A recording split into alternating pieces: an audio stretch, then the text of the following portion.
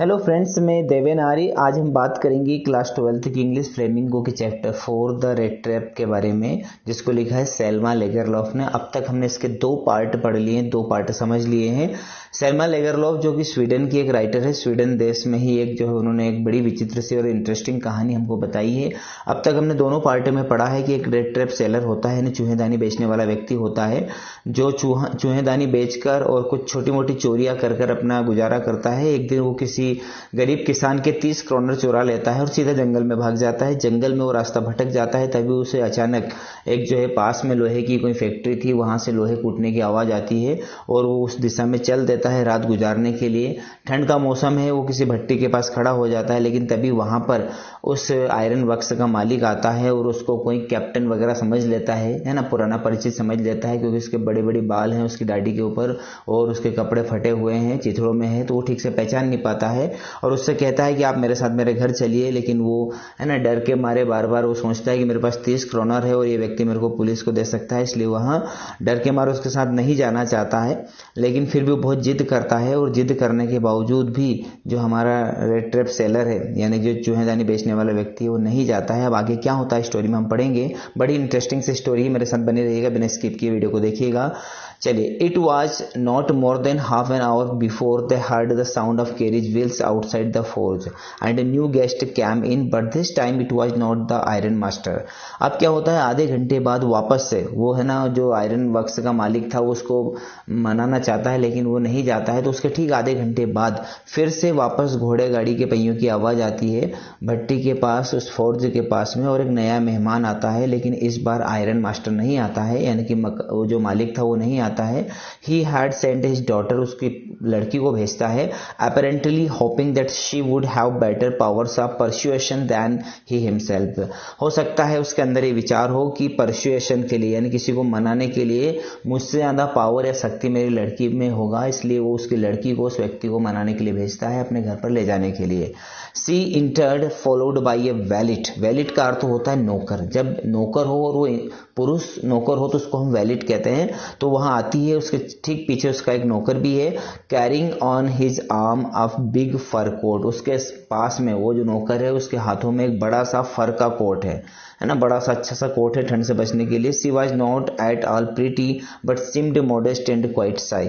वह जो लड़की आई थी वो ज्यादा सुंदर तो नहीं थी, लेकिन फिर भी बहुत ही विनम्र और बहुत ही शर्मिली दिखाई दे रही थी। In the forge everything was just as it had been earlier in the evening. उस भट्टी के पास में, यानी उस फैक्ट्री में सब कुछ पहले जैसा ही, हर शाम की तरह ठीक वैसा ही था। The master black Smith and his apprentice still set on the bench. जो मास्टर था वहां का मुख्य लोहार ब्लैक स्मिथ, वो अपने अप्रेंटिस का अर्थ होता है शागिर्द के साथ में बेंच के ऊपर बैठा था। And iron and charcoal still glowed in the furnace, और साथ में लोहा और जो कोयला था वो दोनों ही उस आग में, उस भट्टी में क्या कर रहे थे, ग्लोड यानी चमक रहे थे। सब काम यानी वैसा का वैसा चल रहा था, ऐसा रोज चलता था।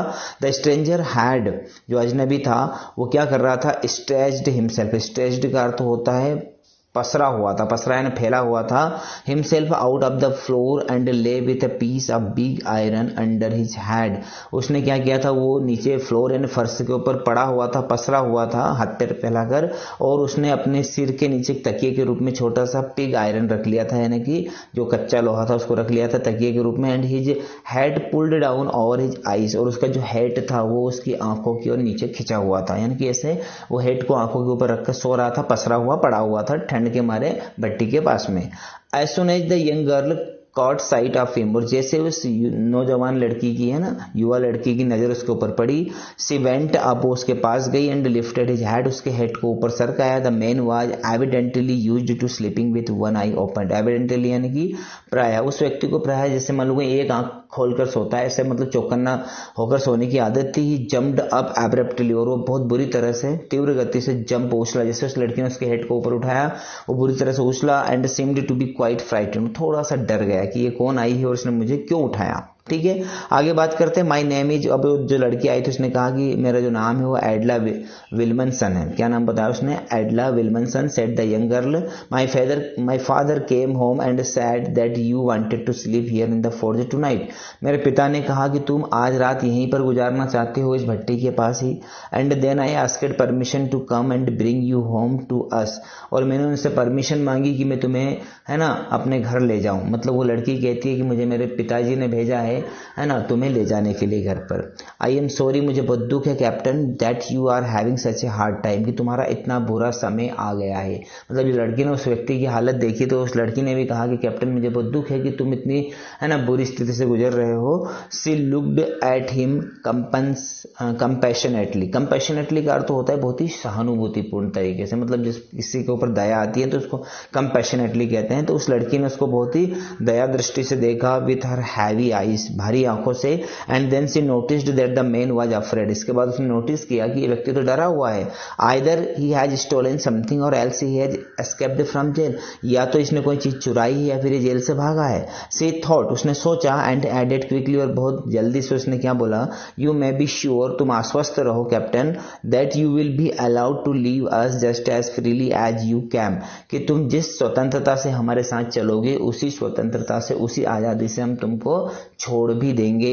Only please stay with us over Christmas Eve, सिर्फ हमारे साथ क्रिसमस की शाम बिताओ। यानी वो जो लड़की कहती है कैप्टन से कि तुम, है ना, वो समझ जाती है कि या तो चोरी करके आया है या फिर ये कहीं जेल से भागा है, तो उसको आश्वस्त करती है कि तुम तुम्हारी मर्जी के मालिक रहोगे बस आज रात, है ना, यानी कि जो क्रिसमस के पूर्व की संध्या को जो है क्रिसमस ईव कहते हैं, कि ये जो शाम है ये हमारे साथ बिताओ, तुम इसके बाद में जब चाहे तब चले जाना। She said this in such a friendly manner that the rat trap peddler must have felt confidence in her, उसने इतने फ्रेंडली मैनर से बात कही कि जो रेड ट्रैप पैडलर था, यानी कि जो वो घुमक्कड़ था, वो उसके ऊपर कॉन्फिडेंस उसने कर लिया, उसके ऊपर उसको भरोसा हो गया कि चलो ठीक है अब इसके साथ चल लेते हैं। It would never have occurred to me that you would bother with me yourself, miss, he said, I will come at once. और वो उस लड़की से कहता है कि मुझे ये बात पहले occurred क्यों नहीं हुई, पहले क्यों नहीं सूझी कि तुम मेरे लिए कितना परेशान हो रही हो, मिस। और वो उसके साथ चलने के लिए तैयार हो जाता है और उससे कहता है I will come at once, मैं अभी तुम्हारे साथ चलता हूँ, ठीक है, यानी वो मान जाता है। He accepted the fur coat, वो फर कोट को भी एक्सेप्ट करता है जो वो नौकर लेकर आता है, कोट पहन लेता है, which the valet handed him with a deep bow, जिसको वो नौकर झुक कर उस व्यक्ति को देता है, उस कोट को वो स्वीकार कर लेता है। Threw it over his rags, और उसे क्या करता है अपने फटे कपड़ों के ऊपर पहन लेता है। And followed the young lady out of the carriage, और उस युवा लड़की के पीछे पीछे चल देता है घोड़ा गाड़ी तक, without granting the astonished blacksmith so much as a glance, बिना देखे, किसको बिना देखे, ब्लैक स्मिथ। अब जो वहां पर लोहार खड़ा था वो बड़ा ही एस्टोनिश्ड था, यानी बड़ा ही अचंभित आश्चर्यचकित था कि लड़की ने इसको मना लिया और ये इसके पीछे जा रहा है, मतलब अभी तो फटे कपड़े में आया था, मैंने तो इसको ध्यान से देखा ही नहीं और लड़की इसको लेकर जा रही है।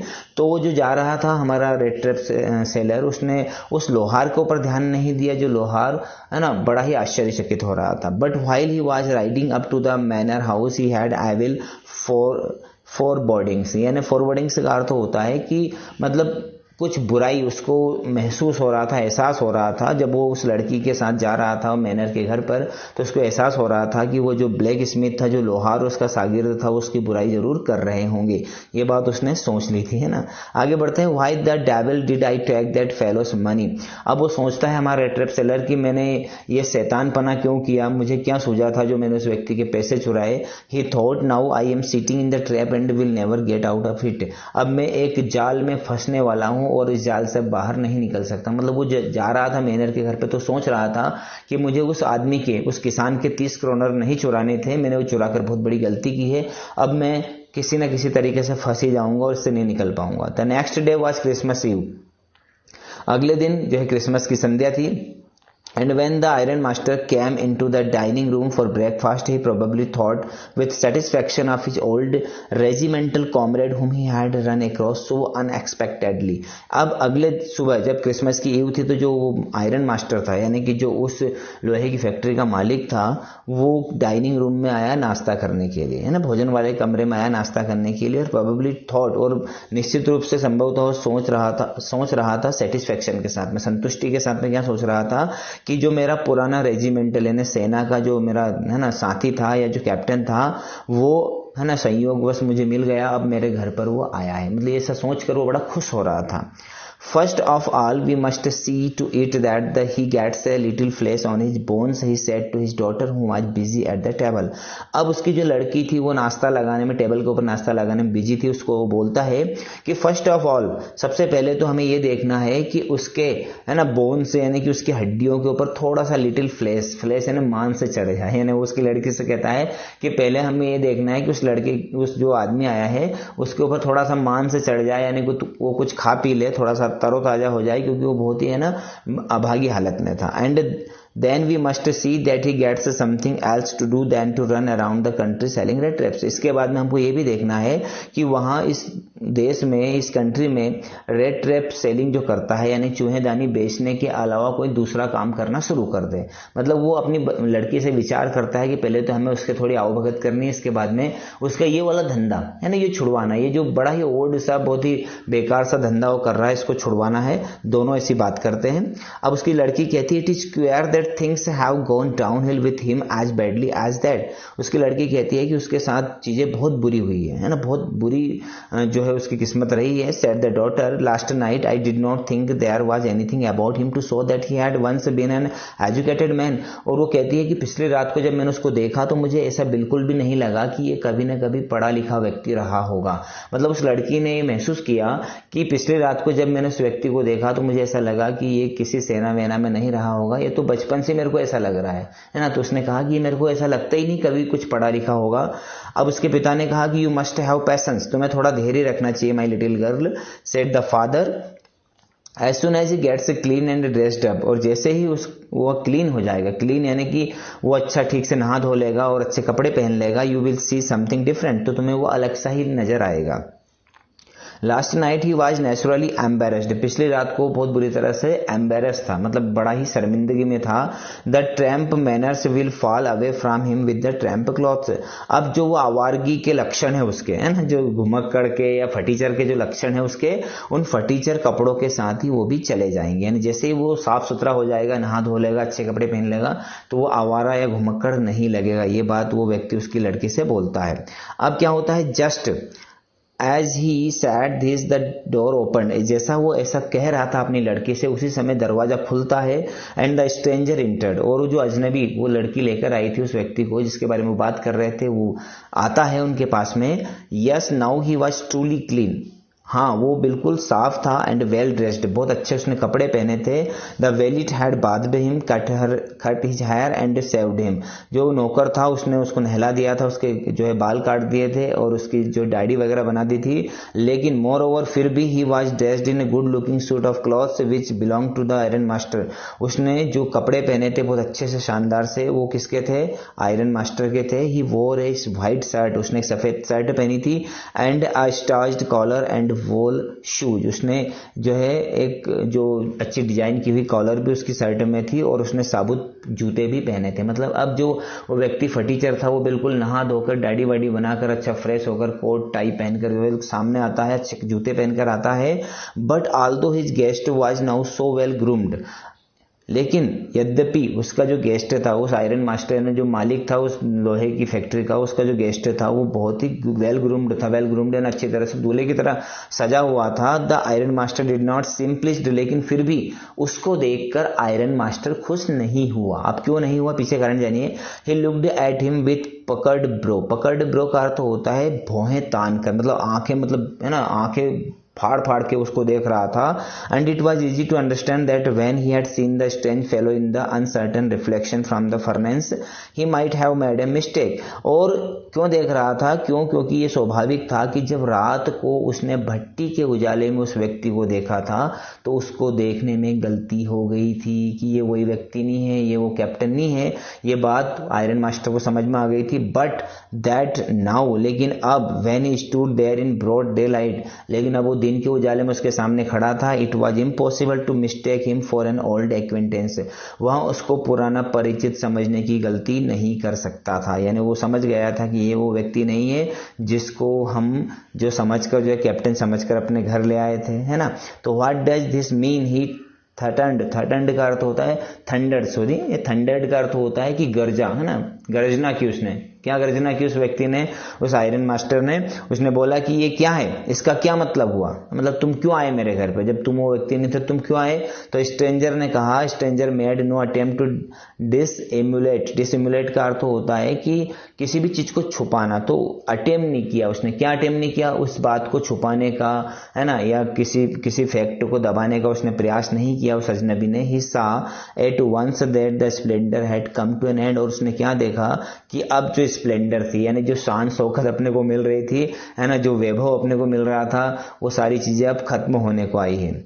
It is not my fault sir, he said, और उसने क्या कहा कि श्रीमान मेरी गलती नहीं है। I never pretended to be anything but a poor trader, मैंने एक गरीब ट्रेडर के अलावा, यानी कि एक जो फटीचर के अलावा कुछ भी बनने की कोशिश नहीं की, बहाना नहीं किया। And I pleaded and begged to be allowed to stay in the forge, और मैंने आपसे विनती और निवेदन भी किया था कि मुझे भट्टी के पास ही रहने दो। But no harm has been done, लेकिन अभी भी कुछ नहीं बिगड़ा है। एट वर्स्ट, इससे बुरा क्या होगा, I can put on my rags again and go away, मैं अपने चिथड़े वाले कपड़े फिर से पहन लूंगा और यहाँ से चला जाऊंगा। Well said the iron master hesitating a little, ठीक है, आयरन मास्टर ने थोड़ा हिचकिचाते हुए कहा, है ना, संकोचवश कहा, ठीक है। It was not quite honest, यानी कि पूरी ईमानदारी भी तो तुमने नहीं बताई। उसने कहा हिचकिचाते हुए कि चलो ठीक है, हमारे हाथ गलती हो गई, लेकिन तुमको भी तो ईमानदारी बतानी थी। Either you must admit that, है ना, and I should not be surprised if the sheriff would like to have something to say in the matter। उसने कहा कि you must admit that, तुमने, है ना, ये मान लिया है, लेकिन फिर भी मैं चाहूंगा कि शेरिफ का अर्थ होता है कि अब ये चीज जो है वो कोर्ट में जाए, अदालत में जाए। शेरिफ यानी कि जो अधिकारी होते हैं उनको शेरिफ कहा जाता है। तो उसने कहा कि मैं चाहता हूं कि इस मामले में अब शेरिफ लोग ही कुछ ना कुछ करेंगे, यानी कि वो उसको जेल में डालने के लिए तैयार था, सिपाहियों के पास भेजने को तैयार हो गया था। अब आगे सुनिए, the tramp took a step forward and struck the table with his fist. अब जो ट्रैम्प था, ट्रैम्प यानी जो घुमक्कड़ व्यक्ति था, वो एक कदम आगे बढ़ाता है और जो टेबल रखी थी नाश्ते की, उसके ऊपर एक मुक्की मारता हुआ बड़ा जोश में बोलता है कि now I am going to tell you mister iron master, mister iron master, मैं आपको कुछ बताना चाहता हूं। How things are, he said, उसने कहा कि दुनिया क्या है, चीजें क्या है। This whole world is nothing but a big rat trap, ये पूरी दुनिया कुछ नहीं है बल्कि एक बड़ा सा चूहादानी है ना, एक चूहे पकड़ने का पिंजरा है। All the good things that are offered to you are nothing but cheese rinds and bits of pork set out to drag a poor fellow, यानी कि दुनिया में तुम जितनी भी चीजें देखते हो ये कुछ भी नहीं है बल्कि एक चारा है तुम्हें फंसाने का। जो भी तुम देखते हो, चीज के टुकड़े देखते हो, सुअर के मांस के टुकड़े देखते हो, है ना, ये सारी चीजें क्या है, एक गरीब आदमी को, एक, है ना, बेचारे इंसान को इनटू ट्रबल, मुसीबत में डालने का क्या है, चारा है। यानी कि वो कहता है कि दुनिया में कुछ भी नहीं है, ये दुनिया जो है बड़ा चूहादानी है, और जितनी भी चीजें तुम देखते हो, सुअर का मांस देखते हो, चीज के टुकड़े देखते हो, धन दौलत ऐश्वर्य देखते हो, ये सारी चीजें क्या है, ये तुमको फंसाने का, है ना, क्या है, तुमको फंसाने का एक बहुत बड़ा चारा है। आगे बढ़ते हैं। And if the sheriff comes now and locks me up for this, अब यहाँ पर शेरिफ आते हैं और मुझे ले जाते हैं और मुझे जेल में डाल देते हैं, then you mister iron master must remember, तो फिर तुम मिस्टर आयरन मास्टर ध्यान रखना, दैट ए डे मे कम, एक दिन ऐसा भी आएगा, when you yourself may want to get a big piece of pork and then you will get caught in the trap, कि तुम भी किसी दिन सुअर के बड़े मांस के टुकड़े के चक्कर में, किसी बड़े लालच के चक्कर में फंसोगे और तुम भी इस ट्रैप में, इस पिंजरे में फंस जाओगे। The iron master began to laugh, अब आयरन मास्टर क्या करता है, लाफ यानी कि जोर जोर से हंसना शुरू कर देता है। और वो क्या कहता है, सुनिए, वो कहता है, वो उससे कहता है, That was not so badly said my good fellow, उसने कहा कि ऐसा नहीं हो सकता, इतना बुरा मेरे साथ नहीं हो सकता मेरे प्यारे मित्र। Perhaps we should let the sheriff alone on Christmas Eve, but now get out of here as fast as you can। और उससे कहता है कि आज क्रिसमस की पूर्व संध्या है और इस पूर्व संध्या पर हम शेरिफ लोगों को नहीं बुलाते हैं, किसी भी सिपाही को नहीं बुलाते हैं, पुलिस को नहीं बुलाते हैं, लेकिन मैं चाहता हूं कि जितनी जल्दी हो सके उतनी जल्दी तुम यहाँ से चले जाओ। But just as the man was opening the door, door, लेकिन जैसे वो व्यक्ति दरवाजा खोलकर बाहर जाने लगता है द डॉटर सैड, तो लड़की कहती है I think he ought to stay with us today, मैं ऐसा सोचती हूँ कि इसे आज हमारे साथ ही रहना चाहिए। I don't want him to go, मैं नहीं चाहती यहाँ से चला जाए। And with that she went and close the door, और ऐसा कहकर वो जाती है और दरवाजा बंद कर देती है ना। लड़की कहती है कि पिताजी नहीं, इसको हम आज नहीं जाने देंगे, आज शाम ही हमारे साथ ही रहेगा। What in the world are you doing, ये तुम क्या कर रही हो, सेड द फादर, तो पिता कहता है लड़की का कि तुम ये सब क्या कर रही हो। The daughter stood there quite embarrassed and hardly knew what to answer, तो लड़की वहां पर थोड़ी एम्बेरस होकर, है ना, खड़ी हो जाती है और उसको पता नहीं कि मैं क्या उत्तर दूं अपने पिता को, और वो ऐसा कहकर उस व्यक्ति को जाने नहीं देती है। That morning she had felt so happy when she thought how homelike and Christmassy she was going to make things for the poor hungry wretch, उस सुबह वो बहुत खुश थी।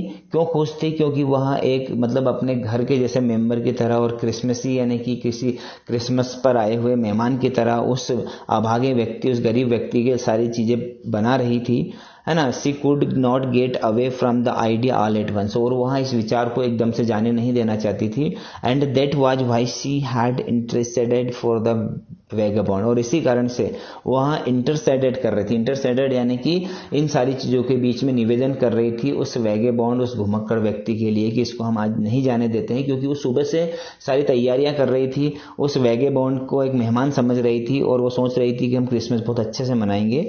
आगे बढ़ते हैं। I am thinking of this stranger here, है ना, मैं इस स्ट्रेंजर को चाहती हूँ कि यहाँ पर रहे, मैं सोच रही हूँ। सेड द यंग गर्ल, वो नौजवान लड़की अपने पिता से कहती है। He walks and walks the whole year long and there is probably not a single place in the whole country where he is welcome and can feel at home, कि यहाँ बेचारा साल भर चलता ही जाता है, घूमता ही जाता है, घूमता फिरता है, और कोई भी इसे, है ना, एक स्थान पर भी वेलकम नहीं करता है। इस पूरी दुनिया में इसको सब जगह से खदेड़ दिया जाता है। Wherever he turns he is chased away, जहां भी ये जाता है इसको वहां से भगा दिया जाता है। Always he is afraid of being arrested, हमेशा इसे या तो अरेस्ट होने का डर रहता है, एंड क्रॉस एग्जामिन, या फिर इससे प्रश्न ही प्रश्न पूछे जाते हैं।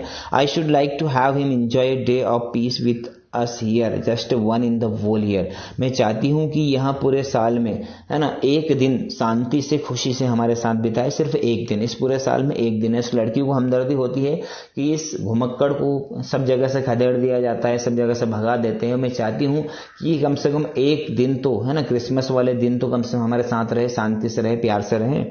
The iron master mumbled something in his beard. He could not bring himself to oppose her. अब जो आयरन मास्टर होता है, उसकी बड़ी बड़ी दाढ़ी है, उसमें बीच में से कुछ बड़बड़ाता है और वहां कहता है he could not bring himself to oppose her, वो अपनी लड़की का विरोध नहीं कर सकता था। मतलब वो उससे, है ना, उसके सारे तर्क वर्क सुनकर उसको थोड़ी दया उसको भी आ जाती है कि चलो ठीक है। तो फ्रेंड्स, इस वीडियो में इतना ही। अगले वीडियो में हम इसके पार्ट 4 में इसको कंप्लीट कर लेंगे, पूरा आपको समझा देंगे। आई होप आपको वीडियो समझ में आ रहा है। एक्सप्लेनेशन यदि आपको अच्छा लग रहा है तो आप प्लीज इस वीडियो को लाइक कीजिएगा, दोस्तों शेयर कीजिएगा, और चैनल को सब्सक्राइब करना ना भूले। पिछले पार्ट्स आपको देखना है तो आप प्लेलिस्ट में जाकर देख सकते हैं। थैंक यू वेरी मच, है ना, धन्यवाद।